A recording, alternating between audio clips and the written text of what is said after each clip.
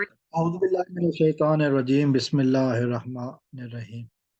दोस्तों, इस वीडियो में मैं एक अहम मामले की तरफ थोड़ी सी बात करूंगा। एक मशहूर सोशल मीडिया पर्सनैलिटी हैं पाकिस्तान में, जो मेन स्ट्रीम मीडिया पे भी खासे मशहूर रहे हैं, वकार ज़का।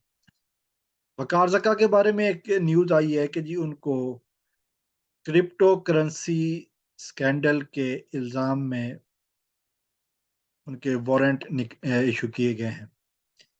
क्रिप्टो करेंसी, बहुत सारे लोग जानते हैं कि डिजिटल करेंसी होती है और इसमें कोई रियल मनी नहीं होती, लेकिन ये जस्ट लाइक शेयर्स और इस तरह की कोई चीज़ें हैं कि इसकी कीमत उतार-चढ़ाव होता रहता है। और ये एक किस्म का टेस्ला वाले इवान मस्क ने भी कहा था कि अब पहले उसने कहा था कि वो क्रिप्टो करेंसी अपने अ, अप अपनी कंपनी के लिए कारों में वो क्रिप्टो को एज़ नॉर्मल करेंसी एक्सेप्ट करेंगे, बाद में वो भी इससे मुँह कर गए।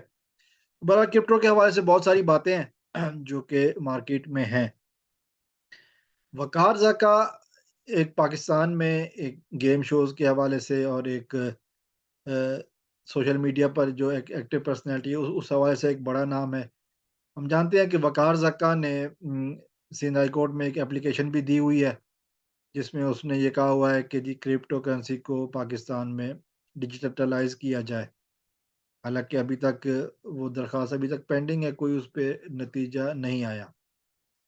और फिर हमने ये भी देखा कि वकार ज़का जो है ना वो उसको एक सूबे में बलूचिस्तान में या खैबर पख्तूनख्वा में किसी कमेटी में भी ओहदेदार बनाया गया था, लेकिन उसके बाद वकार ज़का का गेम्स शो और टीवी शो वगैरह पे अपीयर होने का काम मुसलसल जारी रहा।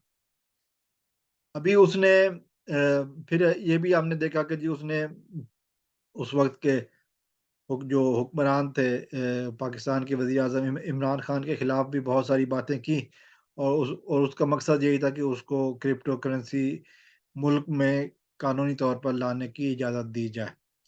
अभी जो उसके ऊपर केस बना है वकार के ऊपर, वो है तकरीबन 86 मिलियन रुपीज़, या तकरीबन यूँ कहूँ कि साढ़े 8 पौने 9 करोड़ रुपया जो है ना वो उसके अकाउंट में ट्रांज़ैक्शंस हुई हैं।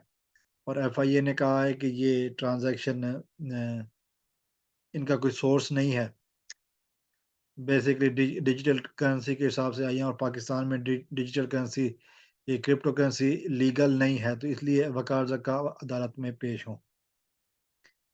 इस केस को, हालाँकि ये पैसे वो हैं मनी लॉन्ड्रिंग, इस पे ये ज़्यादा इसलिए नहीं कह सकते क्योंकि ये पाकिस्तान में पैसे आए हैं। मनी लॉन्ड्रिंग का जो इल्ज़ाम था वकार ज़का के ऊपर, वो इसी जज मुकेश कुमार ने वो इसको डिसमिस कर दिया था।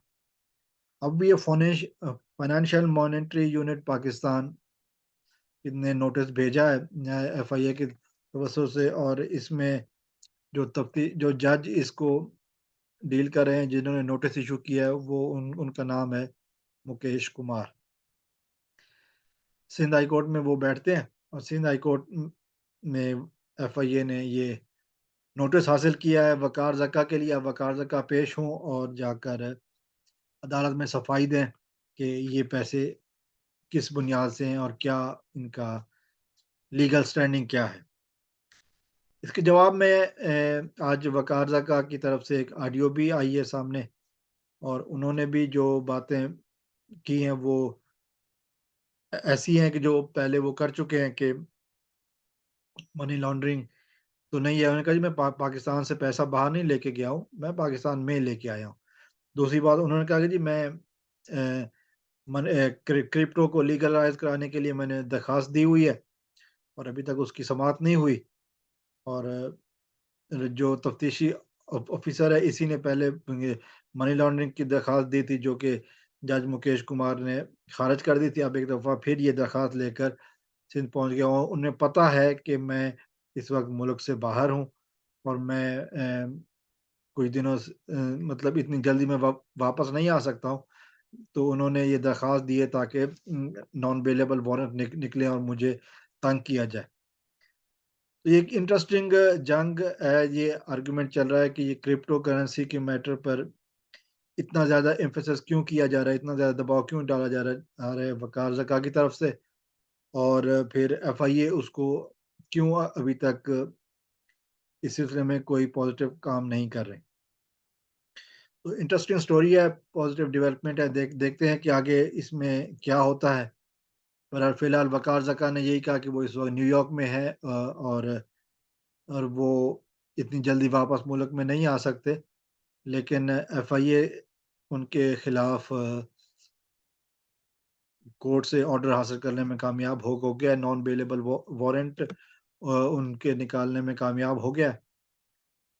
तो देखते हैं कि आगे इस सिलसिले में क्या होता है। जैसे कोई अपडेट होती है, मैं इस सिलसिले में मज़ीद बात करूँगा। अस्सलाम वालेकुम व रहमतुल्लाह।